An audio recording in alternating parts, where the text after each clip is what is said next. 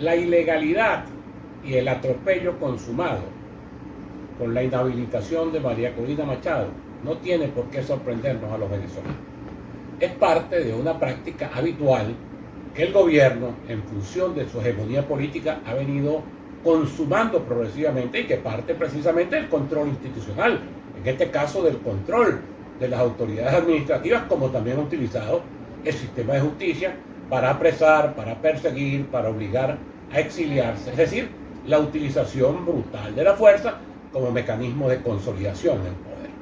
Entonces el tema está no en hacer lecciones jurídicas sobre el tema de la inhabilitación, que a todas luces viola la Constitución y viola el derecho y viola los procedimientos, el derecho a la defensa, a la presunción de justicia. Pero todo el mundo sabe que en Venezuela no hay Estado de Derecho. Todo el mundo sabe que desde hace mucho tiempo el gobierno tiene un control férreo sobre todas las instituciones y que aquí, como lo he dicho yo en otras oportunidades, no hay un solo juez, como no hay por supuesto un solo funcionario administrativo que se atreva a tomar una decisión que no sea para complacer al Ejecutivo. Entonces, lo que hay que acerar en la conciencia, sobre todo de la dirección opositora en Venezuela, de quienes encabezan las fuerzas del cambio en Venezuela, es no perder la perspectiva.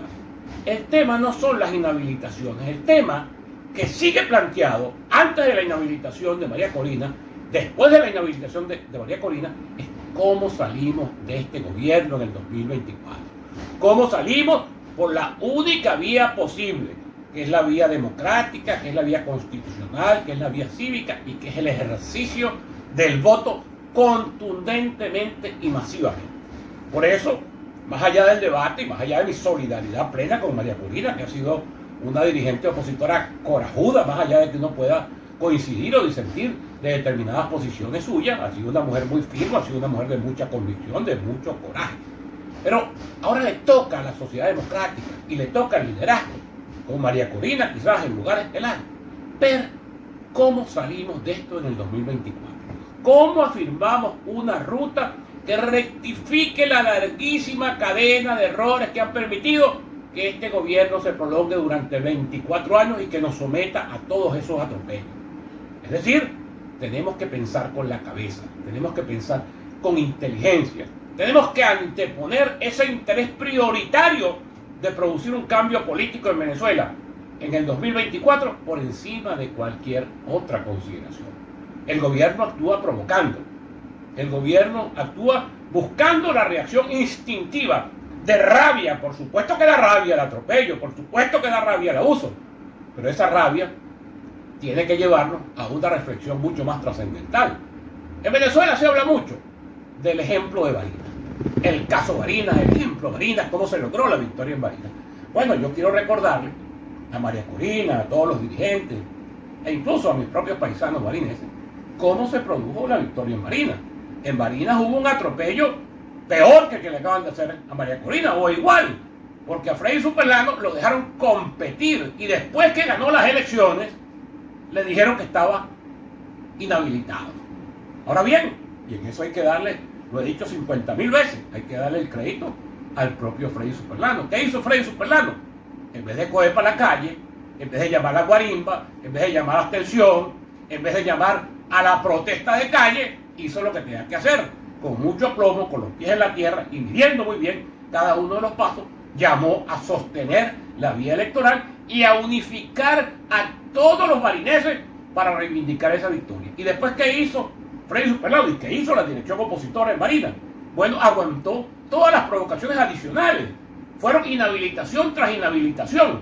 Y la victoria contundente, amplia, categórica, inobjetable que se produjo el 9 de enero fue precisamente la consecuencia de ese aplomo, de pensar las cosas con inteligencia y de actuar asertivamente. ¿Por qué esto no se gana con rabia? Este no es un problema testicular, ni de ovario, ni quién es más corajudo, ni quién es más valiente. El pueblo venezolano en estos 22 años demostró toda la valentía y todo el coraje, y sin embargo no hemos podido salir de esta situación de calamidad y de tragedia que ha significado la prolongación de este gobierno. Entonces aquí no se trata solamente del coraje, por supuesto que el coraje es importante, por supuesto que la decisión, la lucha, el valor, la interesa para confrontar esta tragedia, esta desgracia que estamos viviendo, es importante, pero lo más importante es la inteligencia.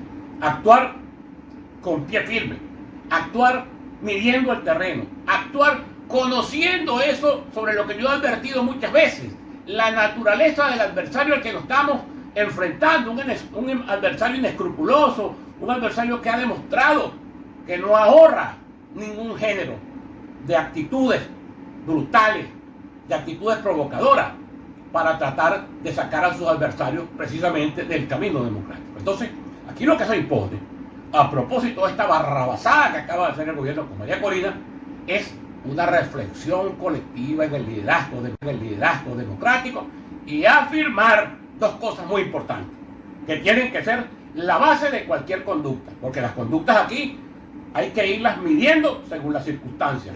Un poco el viejo proverbio aquel de como vaya viniendo vamos viendo, pero hay dos cosas que son elementales.